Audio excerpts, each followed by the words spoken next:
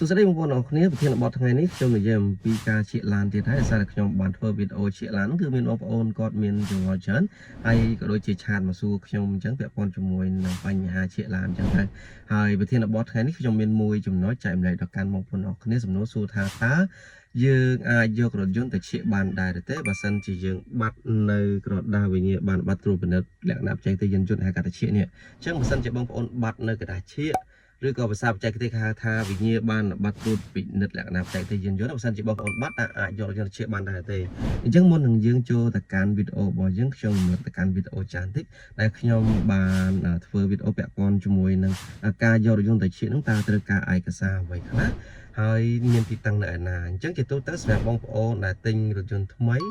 ឬក៏រថយន្តกระดาษពុនគឺបងប្អូនត្រូវត្រៀម2សន្លឹកទី1ឯកសារกระดาษពុនគឺជាឯកសារឡានថ្មីហ្នឹងហើយនឹងអត្តសញ្ញាណប័ណ្ណហើយដែលឡែកចំពោះបងប្អូនដែលទិញរថយន្តមួយទឹកឬក៏រថយន្តស្លាកលេខគឺបងប្អូនត្រូវត្រៀមពីឯកសារដែរទី1គឺ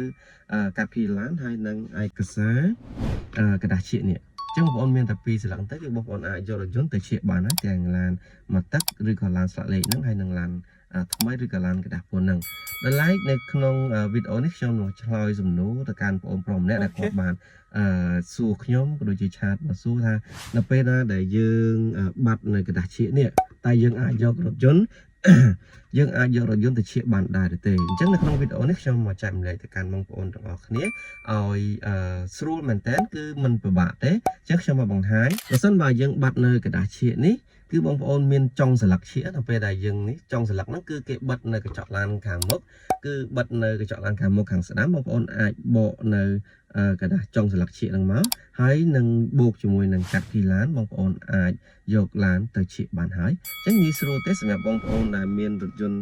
ស្លាកលេខឬក៏រថយន្តមកទឹកហ្នឹងបើសិនជាបងប្អូនបាត់នៅกระดาษឈៀកឬក៏ក្រដាសវិញ្ញាបនបត្រត្រួតពិនិត្យលក្ខណៈបច្ចេកទេសយន្តយន្តដែលហៅកាត់ថាឈៀកហ្នឹងបងប្អូនអាចយកទៅឈៀកបានធម្មតាកុំបារម្ភអ្វីឡើយបងប្អូនគ្រាន់តែដល់ទីតាំងឈៀកហើយបងប្អូនមានតែកាត់ពីឡានហើយនឹងចុងសន្លឹកដែលគេបិទនៅកញ្ចក់ឡានខាងមុខហ្នឹងបងប្អូនបកមកហើយបងប្អូនយកទៅកន្លែងបំពេញឯកសារឬក៏កន្លែងចុះឈ្មោះដើម្បីធ្វើការឈៀករថយន្តគឺជាការស្លាយបងប្អូនអាចឈៀករថយន្តបានហើយអញ្ចឹងសម្រាប់បងប្អូនដែលមានជាចម្ងល់ក៏ដូចជាមានជាសំណួរដែលត្រូវជាមួយនឹងក្នុងវីដេអូនេះបងប្អូន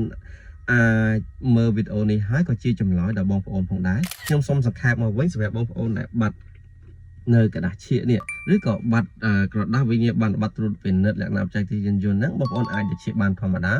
ហើយបងប្អូនមានតែកាត់ពីឡានហើយនឹងចុងសន្លឹកដែលគេបិទនៅកញ្ចក់ឡានខាងមុខមានតែពីរមុខទៅគឺអាចទៅឈៀកបានហើយនេះគឺជាចម្លើយក៏ដូចជាវីដេអូចែកម្លែកទៅកាន់បងប្អូនអរគ្នាកុំភ្លេច share វីដេអូនេះទុកដើម្បីមើលនៅថ្ងៃក្រោយទៀតក៏ដូចជាទុក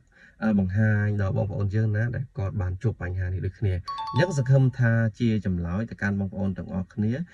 ទទួលយកបាននៅក្នុងវីដេអូនេះអរគុណច្រើនសម្រាប់ការតាមដានទស្សនាជួបគ្នានៅវីដេអូក្រោយទៀតបាទអរគុណច្រើន